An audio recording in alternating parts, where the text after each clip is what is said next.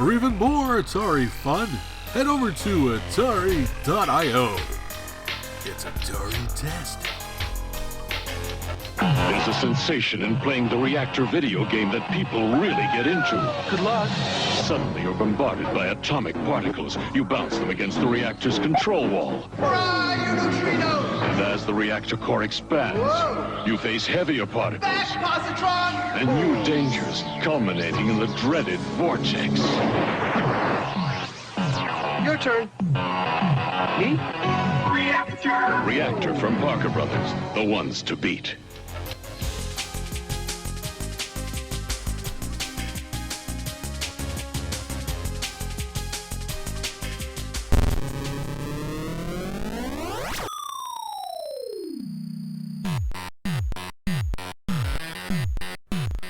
Reactor. Oh, yeah. I remember seeing this game in the early 80s at my local arcade. When it actually was brought in, it was actually put into place while I was at the arcade. Usually on Sunday mornings, the arcade owner would put new games out for the following week. And at noon, when the mall would open, I would go home and down to the arcade to see what was going on. And usually sometime in the afternoon is when they would wheel out new games. And I remember when the arcade owner wheeled out the Reactor machine. I was so enthused to see it. The artwork on it just really drew me in. And plus it's a trackball game, which I love trackball games. So once it was all hooked up and I started hearing that really cool soundtrack with the stereo speakers, which you have to hear it on an actual arcade machine to really appreciate it. Playing an emulation, it sounds good, but the actual arcade machine sounds absolutely incredible with those guitar kind of rips and stuff. It's really cool. It also sets up the mood for the game as well. You know, as you're playing it, it has this music playing in the background that, you know, kind of gives you a sense of urgency to try to get the core shrunk back down inside this nuclear reactor. Gameplay is actually pretty awesome. You're a ship. You're trapped inside of a nuclear reactor. And you have these nuclear particles, neutrinos, protons, some other ones. I don't know all the scientific names for them. But they're running around inside the reactor core as well, and they're attracted to your ship. And if you're not careful, they'll actually bump you around and knock you into one of the reactor walls, which will kill you. So what you want to do is you want to use your force shield or manually corral those little neutrinos and nuclear particles to either hit the walls to destroy them to get rid of them to advance to the next round. Or you go for some bonus points by luring them into one of these little side chambers. So they'll bounce around in there. And you have like a little lure that you can drop from your ship that the nuclear particles are reacted to. I typically will try to drop one in front of the control rods, so it's easier to knock them into them. Once you destroy all the control rods, the reactor core will shrink down again. But also I use the bait to lure them into the bonus areas too, in order to get some extra points. Whoever came up with this game was absolutely fantastic in this game concept. I like how they took a nuclear reactor and made a game out of it. And not just any game, a really, really fun game. If you ever get the chance to play this on an actual arcade machine, you really need to give it a spin. It's phenomenal. Playing it on a MAME is okay, using a mouse and all that kind of stuff. But using a trackball on the actual arcade machine with the stereo speakers is a absolutely wonderful arcade gaming experience. I've seen this game every once in a while at arcades I go to. I don't know if Galloping Ghost has one up in Chicago. I don't remember seeing one up there, but I'm sure they will eventually. So yeah, give this game a try.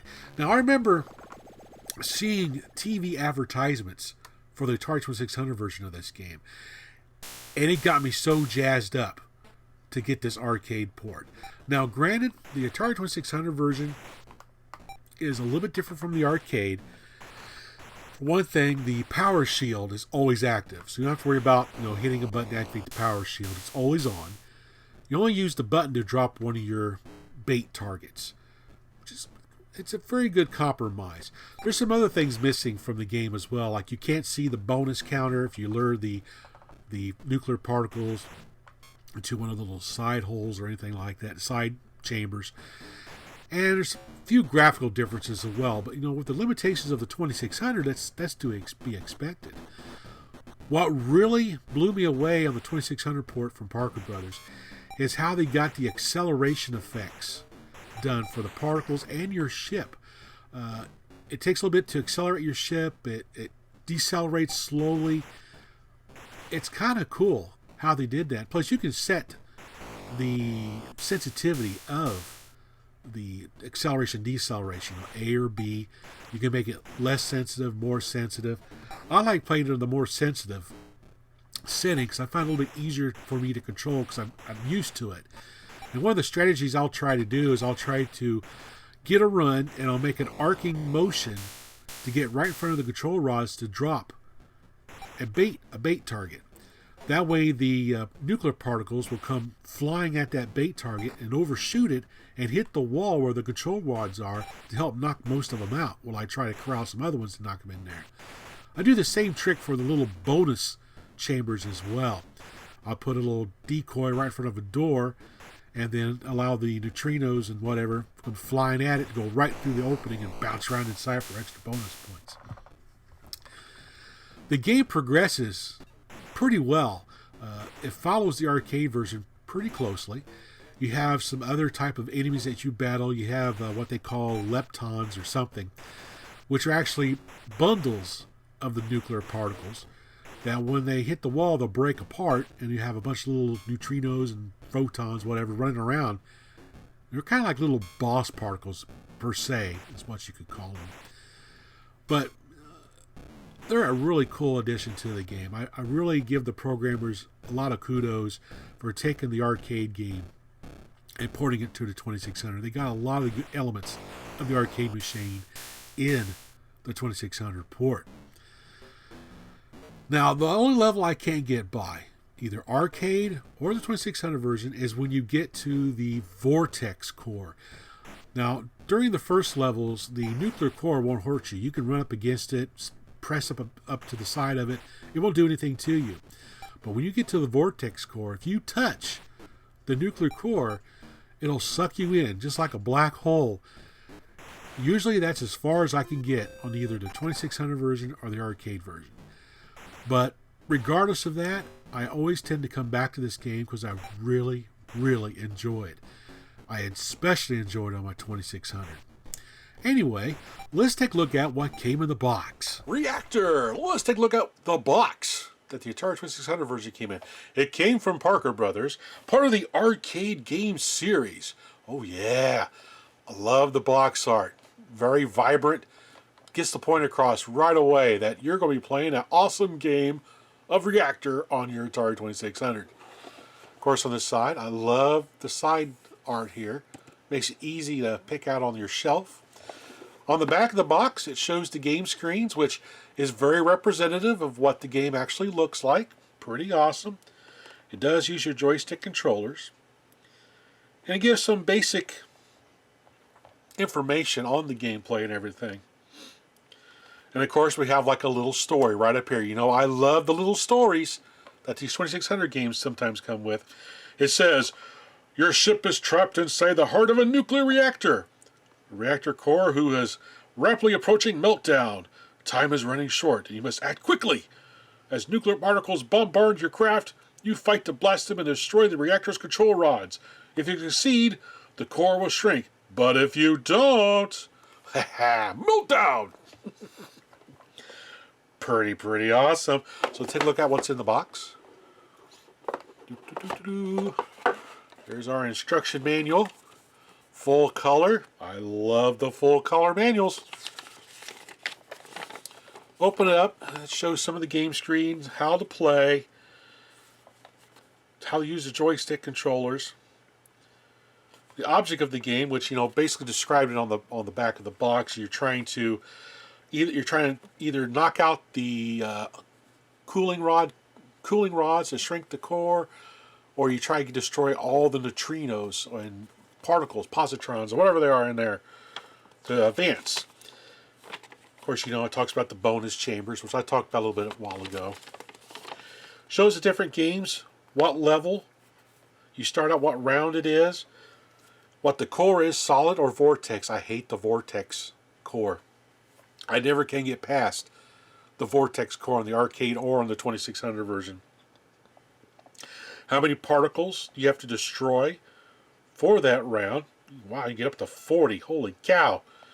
And the number of control rods you can destroy. 4, 6, 7, or 8 as you go up in the levels.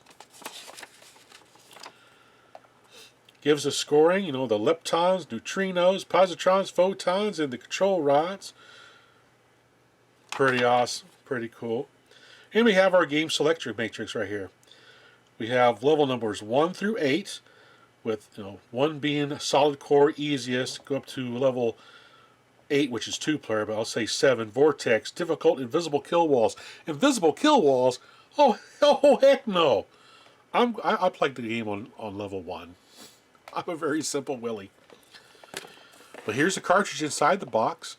Always liked how Parker Brothers had this really neat cardboard insert to keep the cartridge from bouncing around in there and everything. Holds it really, really well. Pull it out right here. See the artwork, just like from the cover of the game. Really great artwork. I love the artwork.